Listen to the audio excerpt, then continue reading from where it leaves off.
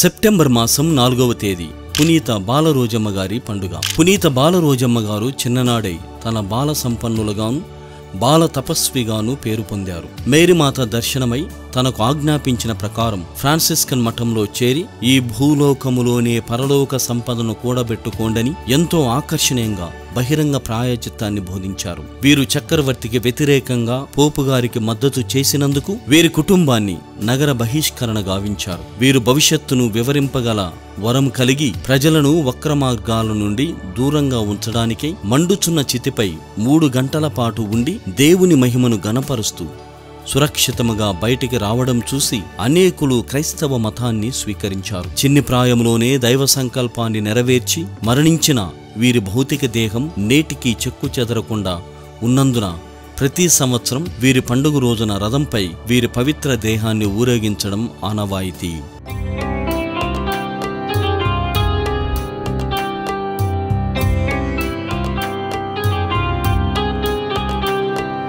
పునీత బాలరోజమ్మ గారా